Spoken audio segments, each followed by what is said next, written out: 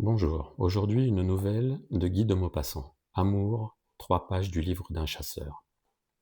Je viens de lire dans un fait divers de journal un drame de passion. Il l'a tué, puis il s'est tué, donc il l'aimait. Qu'importe il et elle, leur amour seul m'importe, et il ne m'intéresse point parce qu'il m'attendrit ou parce qu'il m'étonne, ou parce qu'il m'émeut ou parce qu'il me fait songer, mais parce qu'il me rappelle un souvenir de ma jeunesse, un étrange souvenir de chasse où m'est apparu l'amour comme apparaissait aux premiers chrétiens des croix au milieu du ciel. Je suis né avec tous les instincts et les sens de l'homme primitif, tempérés par des raisonnements et des émotions de civilisé. J'aime la chasse avec passion, et la bête saignante, le sang sur les plumes, le sang sur mes mains me crispe le cœur à le faire défaillir. Cette année-là, vers la fin de l'automne, les froids arrivèrent brusquement, et je fus appelé par un de mes cousins, Karl de Rauville, pour venir avec lui tuer des canards dans les marais au lever du jour. Mon cousin, gaillard de 40 ans, roux, très fort et très barbu, gentilhomme de campagne, demi-brute aimable, d'un caractère gai, doué de cet esprit gaulois qui rend agréable la médiocrité, habitait une sorte de ferme château dans une vallée large où coulait une rivière. Des bois couvraient les collines de droite et de gauche, vieux bois seigneuriaux où restaient des arbres magnifiques et où l'on trouvait les plus rares gibiers à plumes de toute cette partie de la France. On y tuait des aigles quelquefois, et les oiseaux de passage, ceux qui presque jamais ne viennent en nos pays trop peuplés, s'arrêtaient presque infailliblement dans ces branchages séculaires, comme s'ils eussent connu ou reconnu un petit coin de forêt des anciens temps, demeuré là pour leur servir d'abri en leur courte étape nocturne. Dans la vallée, c'étaient des grands herbages, arrosés par des rigoles et séparés par des haies, puis, plus loin, la rivière, canalisée jusque-là, s'épandait en un vaste marais. Ce marais, la plus admirable région de chasse que j'ai jamais vue, était tout le souci de mon cousin qui l'entretenait comme un parc. À travers l'immense peuple de roseaux qui le couvrait, le faisait vivant, bruissant, houleux, on avait tracé d'étroites avenues où les barques plates, conduites et dirigées avec des perches, passaient, muettes sur l'eau morte, frôlaient les joncs, faisaient fuir les poissons rapides à travers les herbes et plongeaient les poules sauvages dont la tête noire et pointue disparaissait brusquement. J'aime l'eau d'une passion désordonnée. La mer, bien que trop grande, trop remuante, impossible à posséder, les rivières si jolies mais qui passent, qui fuient, qui s'en vont, et les marais surtout où palpite toute l'existence inconnue des bêtes aquatiques. Le marais, c'est un monde entier sur la terre, monde différent, qui a sa vie propre, ses habitants sédentaires et ses voyageurs de passage, ses voix, ses bruits et son mystère surtout. Rien n'est plus troublant, plus inquiétant, plus effrayant parfois qu'un marécage. Pourquoi cette peur qui plane sur ces plaines basses couvertes d'eau? Sont-ce les vagues rumeurs des roseaux, les étranges feux follets, le silence profond qui les enveloppe dans les nuits calmes?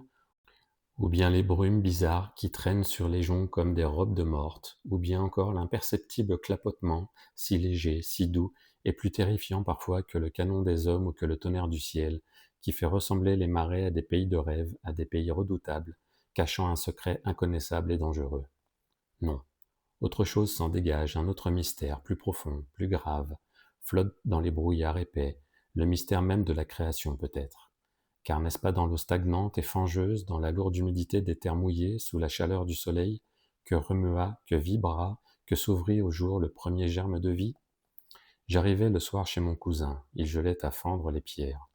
Pendant le dîner, dans la grande salle dont les buffets, les murs, le plafond étaient couverts d'oiseaux empaillés, aux ailes étendues ou perchés sur des branches accrochées par des clous, éperviers, hérons, hiboux, engoulevents, buses, tiercelets, vautours, faucons. Mon cousin, pareil lui-même à un étrange animal des pays froids, vêtu d'une jaquette en peau de phoque, me racontait les dispositions qu'il avait prises pour cette nuit même. Nous devions partir à 3h30 du matin, afin d'arriver vers 4h30 au point choisi pour notre affût. On avait construit à cet endroit une hutte avec des morceaux de glace pour nous abriter un peu contre le vent terrible qui précède le jour, ce vent chargé de froid qui déchire la chair comme des scies, la coupe comme des lames, la pique comme des aiguillons empoisonnés, la tord comme des tenailles et la brûle comme du feu. Mon cousin se frottait les mains. Je n'ai jamais vu une gelée pareille, disait-il. Nous avions 12 degrés sous zéro à 6 heures du soir.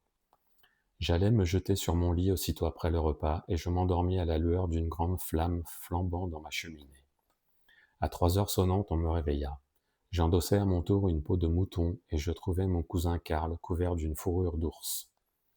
Après avoir avalé chacun 2 tasses de café brûlant, suivis de 2 verres de fine champagne, nous partîmes accompagnés d'un garde et de nos chiens, Plongeon et Pierrot.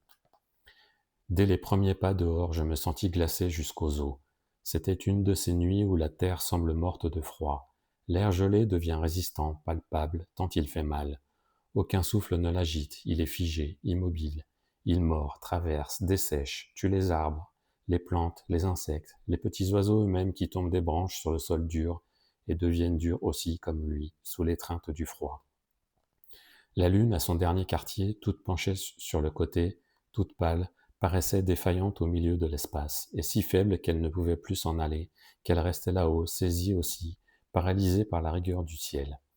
Elle répandait une lumière sèche et triste sur le monde, cette lueur mourante et blafarde qu'elle nous jette chaque mois à la fin de sa résurrection.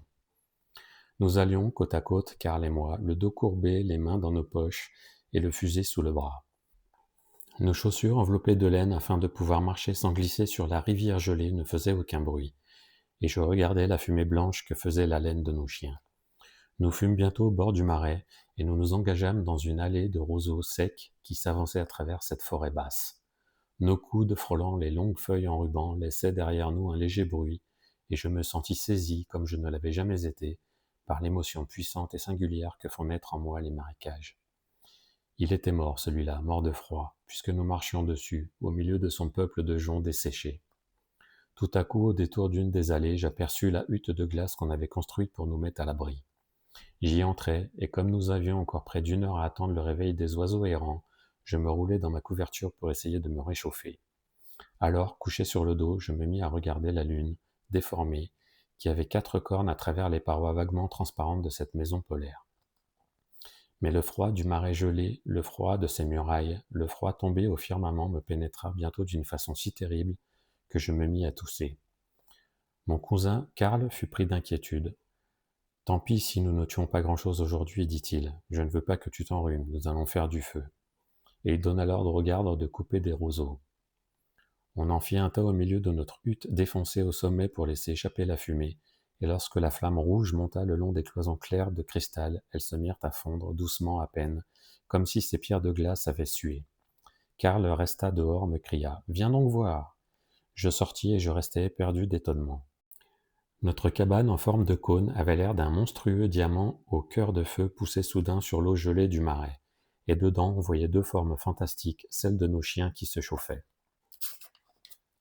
Mais un cri bizarre, un cri perdu, un cri errant passa sur nos têtes. La lueur de notre foyer réveillait les oiseaux sauvages. Rien ne m'émeut comme cette première clameur de vie qu'on ne voit point et qui court dans l'air sombre, si vite, si loin avant qu'apparaisse à l'horizon la première clarté des jours d'hiver. Il me semble à cette heure glaciale de l'aube que ce cri fuyant emporté par les plumes d'une bête est un soupir de l'âme du monde. Karl disait « Éteignez le feu, voici l'aurore ». Le ciel, en effet, commençait à pâlir, et les bandes de canards traînaient de longues taches rapides, vite effacées sur le firmament. Une lueur éclata dans la nuit. Karl venait de tirer, et les 2 chiens s'élancèrent. Alors, de minute en minute, tantôt lui, tantôt moi, nous ajustions vivement dès qu'apparaissait au-dessus des roseaux l'ombre d'une tribu volante. Et Pierrot et Plongeon, essoufflés et joyeux, nous rapportaient des bêtes sanglantes dont l'œil quelquefois nous regardait encore. Le jour s'était levé, un jour clair et bleu. Le soleil apparaissait au fond de la vallée, et nous songions à repartir quand 2 oiseaux, le col droit et les ailes tendues, glissèrent brusquement sur nos têtes. Je tirai. Un d'eux tomba presque à mes pieds. C'était une sarcelle au ventre d'argent. Alors, dans l'espace au-dessus de moi, une voix d'oiseau cria. Ce fut une plainte courte, répétée, déchirante. Et la petite bête épargnée, se mit à tourner dans le bleu du ciel au-dessus de nous, en regardant sa compagne morte que je tenais entre mes mains. Karl, à genoux, le fusil à l'épaule, l'œil ardent, la guettait, attendant qu'elle fût assez proche. « Tu as tué la femelle, dit-il, le mâle ne s'en ira pas. » Certes, il ne s'en allait point, il tournoyait toujours et pleurait autour de nous. Jamais gémissement de souffrance ne me déchira le cœur comme l'appel désolé, comme le reproche lamentable de ce pauvre animal perdu dans l'espace. Parfois il s'enfuyait sous la menace du fusil qui suivait son vol. Il semblait prêt à continuer sa route, tout seul à travers le ciel. Mais ne s'y pouvant décider, il revenait bientôt pour chercher sa femelle. Laisse-la par terre, me dit Karl, il approchera tout à l'heure. Il approchait, en effet, insouciant du danger, affolé par son amour de bête pour l'autre bête que j'avais tuée. Karl le tira, ce fut comme si on avait coupé la corde qui tenait suspendu l'oiseau. Je vis une chose noire qui tombait, j'entendis dans les roseaux le bruit d'une chute, et Pierrot me la rapporta. Je l'ai mis, froid déjà, dans le même carnier, et je repartis ce jour-là pour Paris.